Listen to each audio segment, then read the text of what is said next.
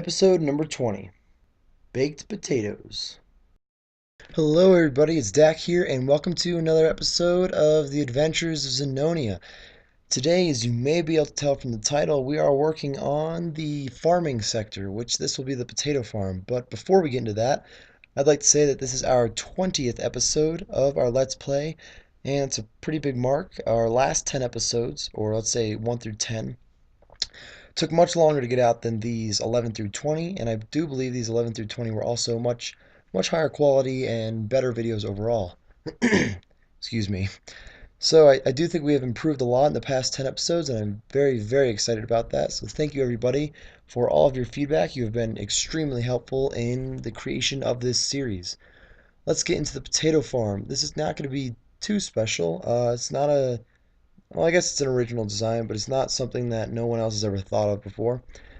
Basically, there's just going to be a button that I'm going to click. It'll auto harvest all the potatoes, and I will have to go ahead and use my hoe to till the dirt and replant the potatoes afterwards. So it's basically, this is just so we can have another food source, continue on the farming sector, and a more saturated food source. Because melons, you gotta eat a lot of melons to always have your bar full. Alright, so the clip that you just watched, I was continuing the path from the melon farm onto where the potato farm will be now. And I'm first going to build the little perimeter building, just kind of have a whereabouts on where I'm supposed to be. And then after that, you will see that I'm going to start building the little trench that I'm going to place the water and the hoppers that I'll be taking all of the potatoes into their chest. These hoppers that I'm placing down right now and then putting the water on top of are not 100% complete. They will have to go across the pathway underground, of course. Just like we did with the melon farm earlier. This is so that, well, it's just the auto. We go underground so that you don't have to see others. And what's going to happen is the potatoes that get pushed and auto harvested will get pushed right into the water. And because the hoppers are under the water, it'll just take all the potatoes and bring them wherever I decide to bring them, which will be our chest of potatoes. So after I was done placing all the water, I went and grabbed pistons and decided to start placing them. And I put them in the wrong spot, so that was what that little cut was there, was I had to go ahead and destroy all the pistons I already put down and replace them. So here I'm putting these pistons down in a line and then putting dirt on the front of them. I was going to make this kind of fancy and probably put yellow wool or something like that in the front so that didn't just look like dirt. But eventually I decided this is more kind of the mechanical room, I guess is the term I would use. So it really doesn't have to look that good because no one's really ever going to come in here except to plant, and it doesn't need to be that fancy just to come in and plant. So what's going to happen is you'll see I'm placing the dirt right onto these pistons, and these pistons will push right to where the potatoes are planted, and that way they will push the potatoes off into the hoppers, and I will be able to auto harvest and only have to plant my potatoes instead of harvesting them. So I do 4 rows of potatoes, and it's not the largest amount of potatoes that I could harvest at a time, but this is scalable, and I do have an extra chunk on the other side that I can place more if I need it, but I think this is probably going to be enough potatoes. Afterward, I start putting some dirt on top of the pistons that I just placed. This is where the redstone is going to go. The redstone track will go right on top of this dirt, and once the button is pressed, that redstone will activate and it will trigger the pistons below. Alright, so now I have grabbed all of the redstone stuff that I need, and I begin placing the redstone dust in a line on top of the dirt, just like I said I was going to. I do mess up right in this corner that I'm standing in now in a few seconds, or maybe, I don't remember exactly when. I go to place the button, yeah, here it is, and it took me a minute to kind of get everything working. I kept putting the button in the wrong spot on the wall. I wasn't exactly sure how I wanted it. But basically, you see me building a track here. That way the redstone can reach all of the other rows. And this is all going to be connected to one button here. I really like this design because it doesn't take a lot of repeaters. It's almost all redstone. If I want to expand it, I would need a repeater about once every chunk. And I use 2 repeaters here on that row that goes across. That way I can make sure that all of the pistons are being charged and it's not losing a charge right at the end so that I lose 1 potato, which 1 potato can turn into 4, and 4 could end up being a lot. So it actually does make a big difference. Like I was saying before, here's the part where I tried a few different ways to get that button to work how I wanted. Couldn't really think of it, so it took me a second, and I will fast forward that a little bit here. And eventually I got the button right, and I tested a few times, and it was looking pretty good.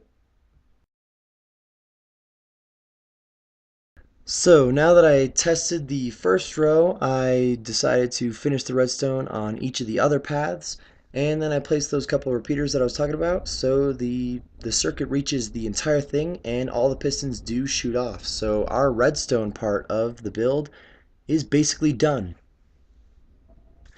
Alright, so now all I'm doing in this section is building up the rest of the building around it. I don't believe I'm going to put a roof on it, same as I did with the melon. I don't know why, but I kind of like that idea. It makes it a little bit closer to a farm, even though we're not outside on a giant field farming. We're actually in a little stone brick 16 by 16 house doing our farming.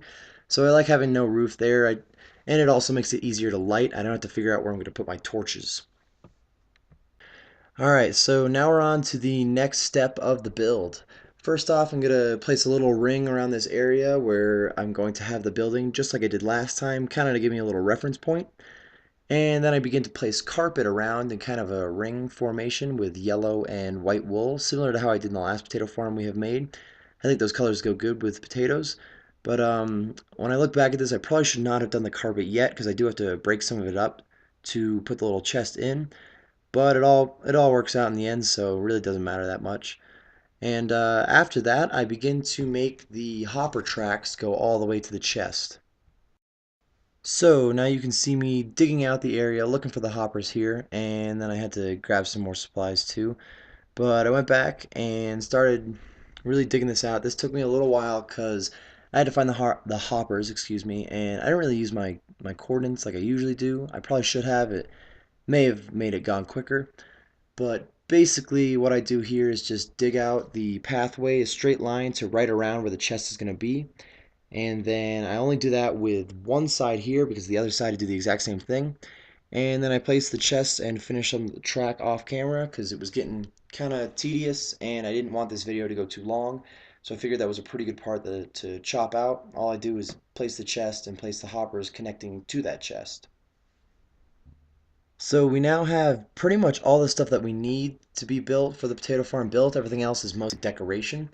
So now I'm going to start planting the potatoes. First I got to till the dirt with this stone hoe and then plant the potatoes.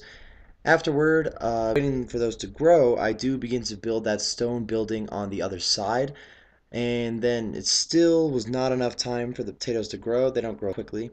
So off camera I did wait for a little while and then I decided to go search through some chests for bones and bone meal. And I got the majority of it to grow pretty instantly with the bone meal.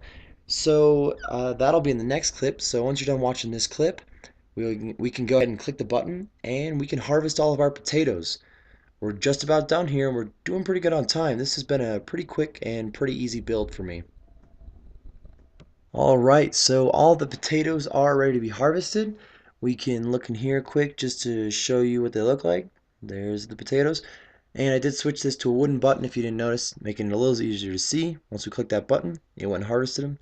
Looks like I did pick up 3 right there, so a couple of them must have missed, but I don't think that's too much of a hassle. And let's see how many it picked up.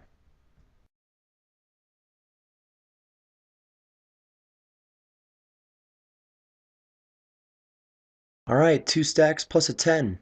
That's a pretty good amount, and like I said, it's scalable, so if I need more, I will just add more on. So I do think this is a pretty good farm, and now it's time for the touch-up part.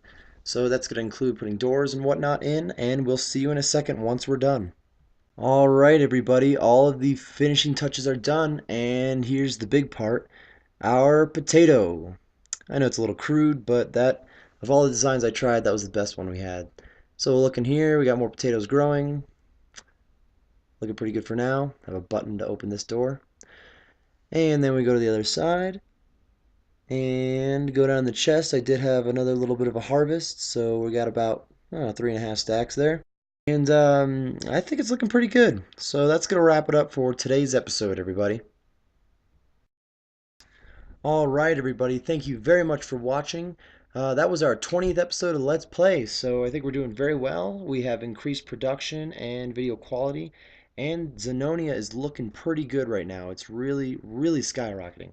So thanks again everybody for watching. If you enjoyed the video, go ahead and drop us a like and a comment, maybe a favorite and a share too.